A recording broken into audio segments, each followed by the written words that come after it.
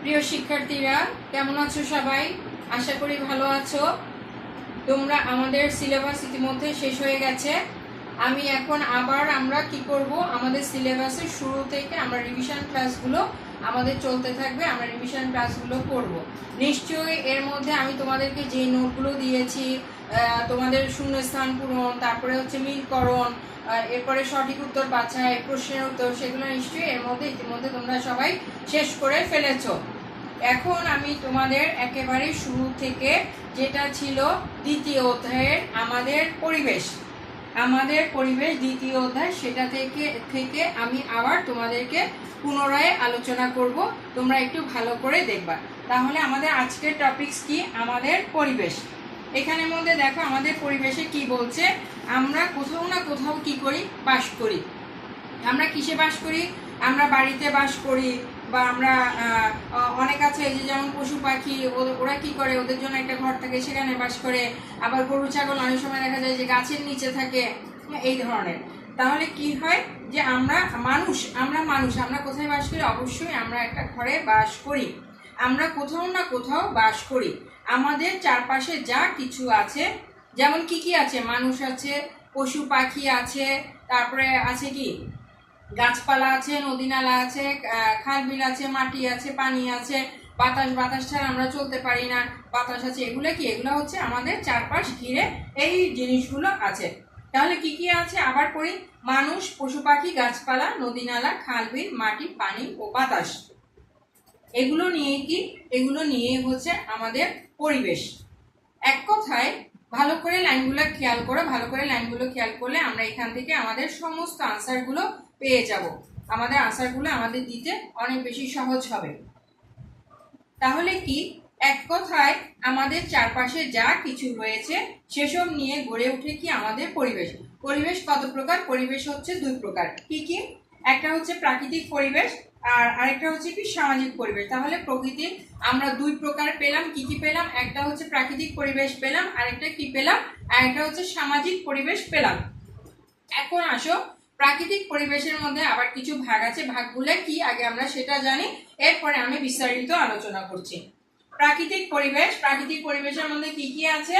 আছে জীব পরিবেশ, জড় পরিবেশ, সামাজিক পরিবেশ আছে। জীব পরিবেশ আর হচ্ছে জড় পরিবেশ, এই দুইটা পরিবেশ। তাহলে আমি এক নম্বরে একটা লিখে দিই।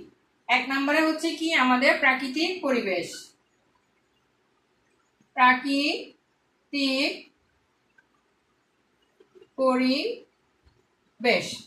এই প্রাকৃতিক পরিবেশের মধ্যে কি আছে? আরো দুটো আছে। একটা কি? একটা হচ্ছে জীব পরিবেশ,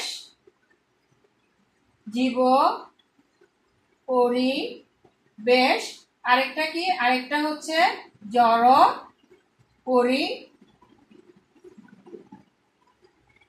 পরিবেশ। তাহলে এক নম্বরে আছে প্রাকৃতিক পরিবেশের মধ্যে আমরা দুটো পেলাম। দুটো কি কি পেলাম? জীব পরিবেশ পেলাম, জড় পরিবেশ পেলাম। এখন আসো, প্রাকৃতিক পরিবেশ কাকে বলে আমরা সেটা একটু আলোচনা করি, এরপরে আসবো জীব এবং জড় পরিবেশে। তাহলে প্রাকৃতিক পরিবেশ বলতে কি বুঝি?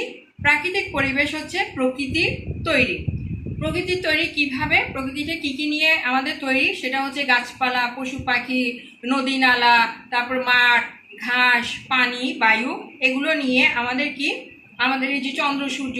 এরপরে আবার প্রাকৃতিক পরিবেশের কারণে কি হয়? আমাদের একটা সিজনের বদল হয়, আমাদের একটা ঋতু পরিবর্তন আসে। কিরকম সেটা আসে? যেমন শীতকাল আসে, আমাদের এটা হচ্ছে ঋতু পরিবর্তন। প্রাকৃতিক পরিবেশের কারণে আমাদের এই পরিবর্তনটা ঘটে। এরপরে আসে সামার, গ্রীষ্মকাল। এটাও কি হয়? প্রাকৃতিক পরিবেশের কারণে এটার পরিবর্তনটা ঘটে। এখানে বলছে গাছপালা, পশু পাখি, নদী নালা, খাল বিল, মাটি, পানি, বাতাস, চন্দ্র সূর্য, শীত গ্রীষ্ম প্রভৃতি নিয়ে কি হয়? প্রভৃতি নিয়ে যে পরিবেশ গড়ে ওঠে তাকে আমরা কি বলি? তাকে আমরা বলবো প্রাকৃতিক পরিবেশ। আমাদেরকে এখানে যদি প্রশ্নে বলা হয় যে প্রাকৃতিক পরিবেশ কাকে বলে, তাহলে আমরা এখানে আনসারটা দিতে পারবো না। আমাদের এই যে আমি এখানে দাগিয়ে রেখেছি প্রাকৃতিক পরিবেশ, প্রকৃতি তৈরি, এখান থেকে এই যে প্রাকৃতিক পরিবেশ বলে, এতটুকু হবে আনসারটা। যে যদি বলে প্রাকৃতিক পরিবেশ কাকে বলে, তাহলে আমরা এখান থেকে এতটুকু পর্যন্ত আমরা আনসারটা দিতে পারবো। প্রাকৃতিক পরিবেশ আবার দুই প্রকার। প্রাকৃতিক পরিবেশটা আবার কত প্রকার? দুই প্রকার। একটা হচ্ছে জীব পরিবেশ, আরেকটা হচ্ছে জড় পরিবেশ। এখন আসো জীব পরিবেশ কাকে বলে, জড় পরিবেশ কাকে বলে। পরিবেশের সকল উপাদানের মধ্যে যাদের প্রাণ আছে, যে প্রাণীটার প্রাণ আছে তাদেরকে কি বলবো আমরা, তাদেরকে নিয়ে গঠিত হয় জীব পরিবেশ। আবার বলছি, পরিবেশের সকল উপাদানের মধ্যে যাদের প্রাণ আছে তাদেরকে জীব পরিবেশ বলে। যেমন কি কি আছে, মানুষ, মানুষের প্রাণ আছে, পশু পাখি এদের প্রাণ আছে, গাছপালা, গাছপালায় কি আছে, এদেরও প্রাণ আছে। কিন্তু কি হয়, মানুষ আমরা খাবার খাই, পশু পাখি এরা খাবার খায়, আমরা গাছ, গাছ কিভাবে বাঁচে দেখবা, গাছের গোড়ায় আমরা সবসময় কি করি, পানি দিই। আমরা গাছের গোড়ায় সবসময় কি করি, পানি ঢালি। এরপরে আমরা কি দিই, গাছ যেন খুব দ্রুত বাড়ে, খুব যেন সুন্দর হয়, সে কারণে বিভিন্ন ধরনের আমরা সার, জৈবিক সার আছে, আরও বিভিন্ন ধরনের সার আছে, আমরা সেগুলি কি করি, গাছের গোড়ায় দিই। সেগুলা গাছ কি করে, শোষণ করে গাছের শরীরটা বাড়ে, তারপর গাছের যে ফল দেয় সেগুলা এভাবেই করে কি হয়, একটা গাছ বেঁচে থাকে। তাহলে কাদের কাদের প্রাণ আছে আমরা জানলাম, মানুষের প্রাণ আছে, গাছপালার প্রাণ আছে, পশু পাখি এদেরও কি আছে, প্রাণ আছে। এরপরে আসো, এটা গেল, এরপরে আসো জড় পরিবেশ। জড় পরিবেশটাকে কি, জড় পরিবেশ হচ্ছে যেটা প্রাণ নেই। কি, কার কার প্রাণ নেই, মাটি, পানি, বাতাস, এরা কি খাবার খেতে পারে, এদের কি কোনো প্রাণ আছে, জীবন আছে, এদের কোনো প্রাণ নেই, জীবন নেই। এখন আসো, পরিবেশের সকল উপাদানের মধ্যে যাদের প্রাণ নেই তাদেরকে জড় পরিবেশ বলে।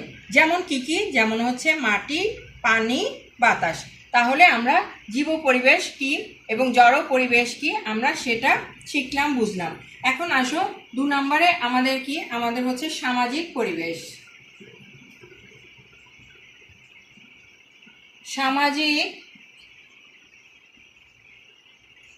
সামাজিক পরিবেশ। এখন আসো সামাজিক পরিবেশটা কি। সামাজিক পরিবেশটা হচ্ছে আমরা যে মানুষ আছি, মানুষরাই আমরা কি করি, একটা সামাজিক পরিবেশ সৃষ্টি করি বা তৈরি করি। মানুষ দ্বারাই একটা সামাজিক পরিবেশ তৈরি হয় বা সৃষ্টি হয়।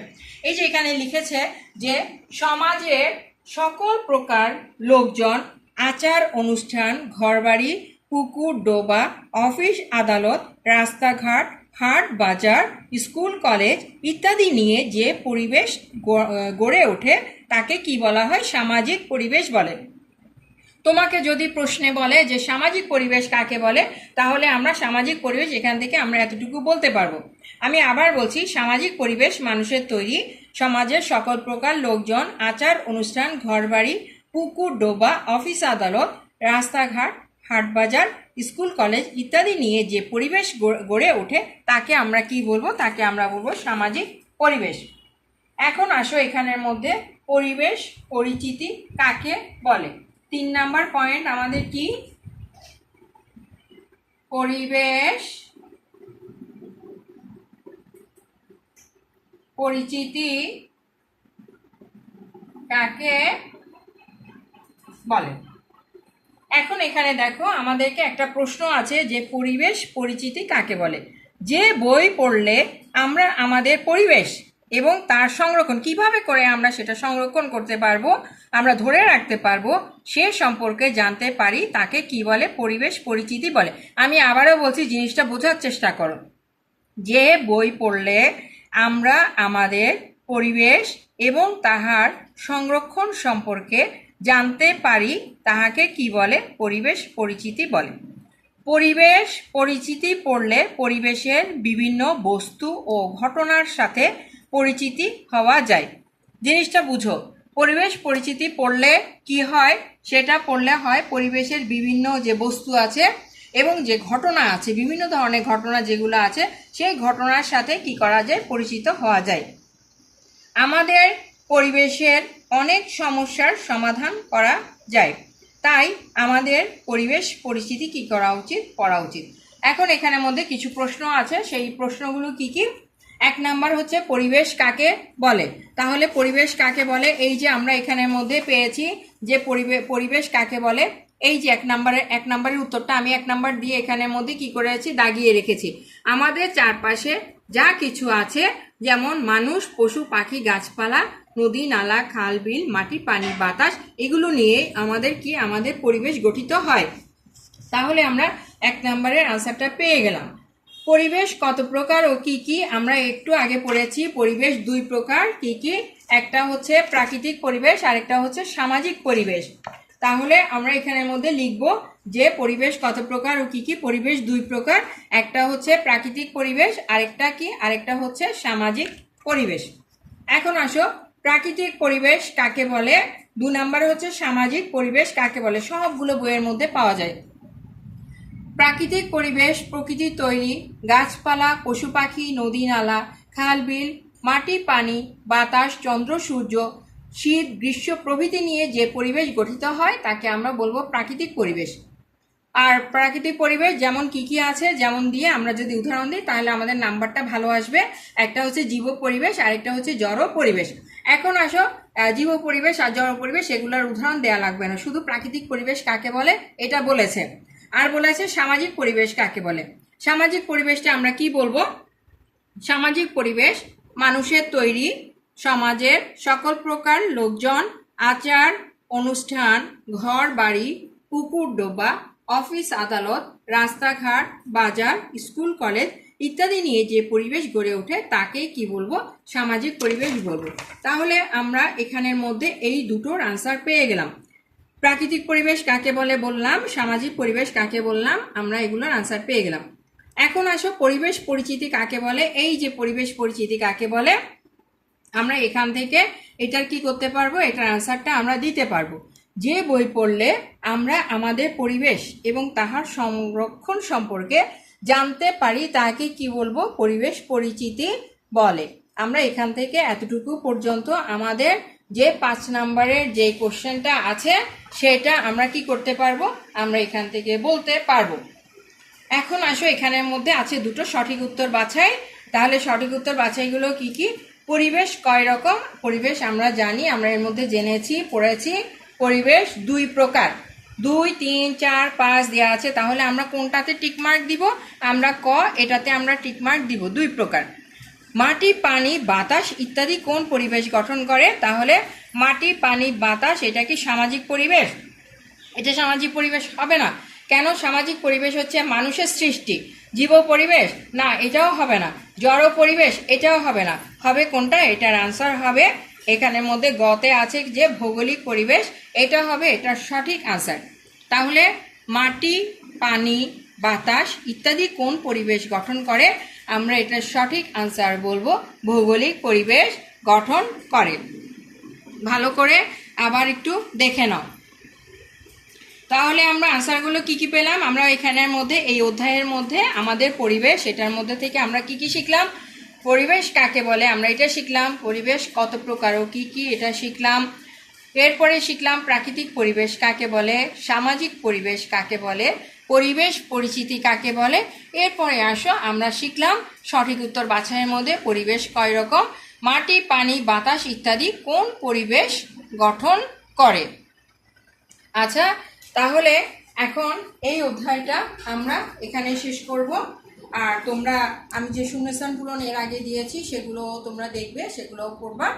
আমি নেক্সট ক্লাসে আমি আরেকটা অধ্যায় করে নিয়ে আসবো, আরেকটা অধ্যায়ের ক্লাস তোমাদের সামনে উপস্থাপন করব। তো আশা করব যে তোমরা, আমাদের একটা রিভিশন চলছে, আমি আবারও বলছি রিভিশন চলছে, আমাদের সিলেবাস শেষ, হাফ ইয়ারলি পরীক্ষার সিলেবাসটা শেষ। আমি আবার তোমাদেরকে আমার অনলাইন ক্লাসের মাধ্যমে আবার এগুলো রিভিশন করব। সে পর্যন্ত আমার আরেকটা, এটা আজকে অবশ্যই সবাই আবার ভালো করে রিভিশন করবে এবং বাসার মধ্যে লিখবে। লিখতে গেলে কি হয়, লিখতে গেলে আমরা অনেক সময় ভুলগুলো করি। ভুল করলে বারবার লিখলে আমাদের কি হবে, লেখাটা শুদ্ধ হবে, তখন ভুলের পরিমাণটা আরো অনেক কমে যাবে। আর তোমরা অবশ্যই কে কতটুকু লিখেছো লিখে সেই খাতা থেকে একটা ছবি তুলে অবশ্যই আমাকে পাঠাবে, আমি সেটা চেক করব, আমি সেটা দেখব। অবশ্যই তোমরা আমাকে রিপ্লাই দিবে, আনসার দিবে। আর তোমরা যখন আমার ক্লাসের মধ্যে জয়েন করছো অবশ্যই কমেন্ট লিখে লিখে জানাবে যে কে কে জয়েন করছো, কে কে ক্লাসটা দেখছো, তাহলে আমি বুঝতে পারবো। আর তোমাদের কোনো সমস্যা হলে আমি তো আছি, আমি কারেকশন করে দিব, সেগুলো তোমরা অবশ্যই আমার কাছে পাঠাবে। তাহলে আমার আরেকটা ক্লাস দেখার আমন্ত্রণ রইল। তোমরা সবাই ভালো থাকবে, সুস্থ থাকবে। আজকে এই পর্যন্তই বিদায় নিচ্ছি। আল্লাহ হাফেজ, সবাইকে ভালো থাকবে।